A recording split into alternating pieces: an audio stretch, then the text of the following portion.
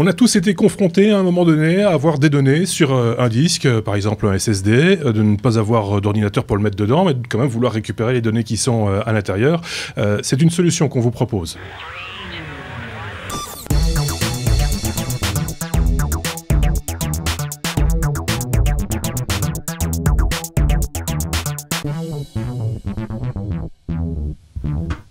Une solution que nous propose, en l'occurrence, Marc. Bonjour Marc. Bonjour. Avec nous, on a également David. Bonjour David. Salut. Et puis, bien entendu, Benoît qui est toujours avec nous depuis maintenant quelques semaines. Il ne quitte plus le studio maintenant. Hein. Il est bien. J'ai trouvé un lit là dans le coin. Il s'est installé, voilà. C'est pas loin du boulot. Donc. Tu nous proposes une solution, Marc, pour connecter en fait ces appareils-là sur un port USB en l'occurrence. Dis-nous tout. Voilà. Alors, voilà le petit bitonio en question. Ouais. Donc, c'est un petit boîtier qui possède d'un côté un connecteur SATA classique avec l'alimentation et de l'autre côté un port USB 3. Alors, à l'arrière, il y a également une fiche pour pouvoir mettre un petit bloc d'alimentation qui est fourni. Alors, fait appréciable parce que ça évite de faire péter son disque dur si on y va trop vite. Il y a un petit interrupteur. Voilà, c'est pratique aussi. Ça permet de le brancher éteint et puis de le mettre en route. Ça permet quoi? Comme tu viens de le dire, tout bêtement, vous branchez ça dans un ordinateur, vous connectez un disque dur 3 pouces et demi, 2 pouces et demi, du moment qu'il est doté d'une connectique SATA de l'autre côté, et vous allez monter, comme on dit, ce disque dur comme un disque dur, comme s'il était dans votre ordinateur. Ça permet de faire des transferts de données, ça permet de faire des backups, ça permet... Voilà, moi je l'ai acheté en fait tout bêtement parce que j'ai dû faire une récupération de SSD pour migrer un système vers un SSD plus important, et j'ai utilisé ça simplement pour faire une image. Ça coûte 44 €.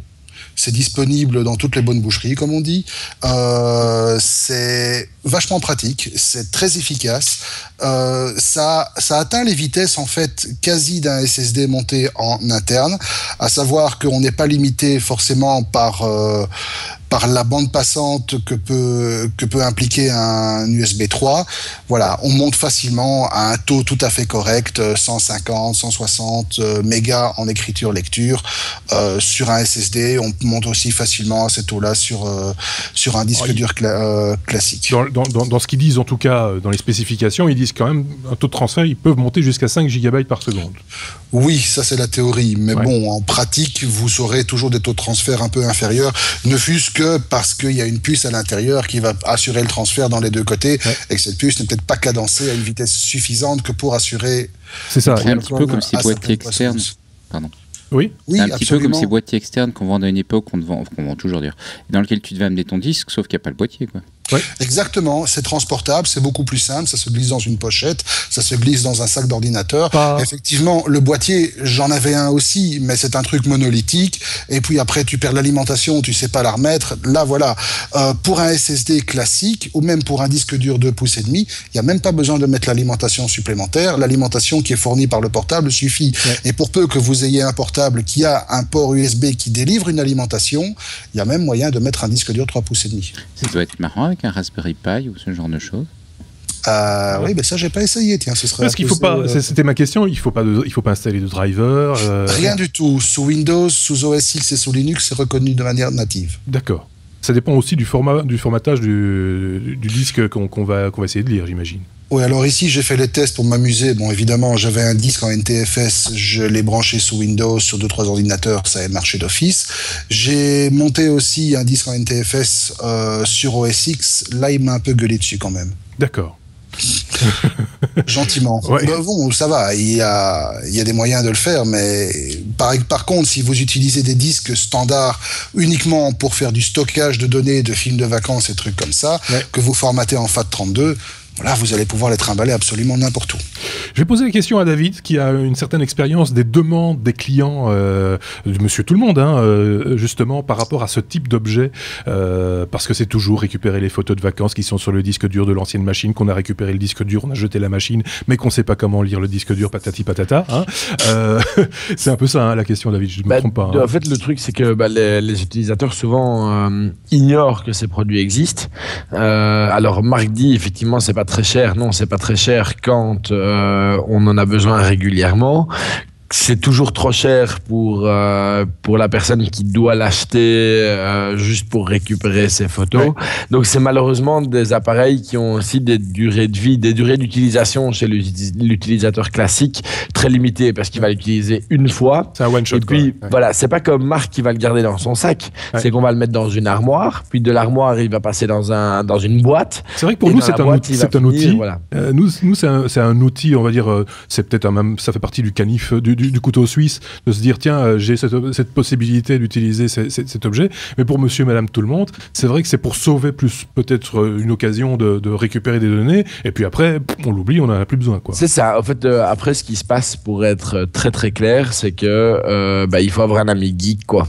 En fait, l'ami geek, il l'a, et donc on ne doit pas l'acheter. Donc ça ne vend pas très très bien en magasin. C'est pas des références qui sont si faciles à trouver que ça en magasin physique. Ça se trouve sur Internet sans grande difficulté, mais en magasin, c'est pas toujours évident. Autre question, là on parle du USB 3, ce qui est quand même le truc le plus répandu aujourd'hui, Mac, PC confondu. Par contre, si je veux la même chose, mais en Thunderbolt, ça existe ? Ça n'existera plus, parce que de toute façon, c'est un petit peu mort maintenant, le Thunderbolt. Avec l'explosion de l'USB 3 et de l'USB-C, dont on a parlé au lancement du MacBook, malheureusement, la technologie en tant que telle du Thunderbolt, dans un port Thunderbolt, n'a pas percé suffisamment. Les royalties qu'il fallait payer pour pouvoir produire du Thunderbolt étaient beaucoup trop chères. Et Apple... elle l'a un petit peu masqué dans ses annonces, mais ça fait partie des échecs, entre guillemets, d'essayer d'imposer un nouveau standard. L'USB-C a beaucoup plus de chances de...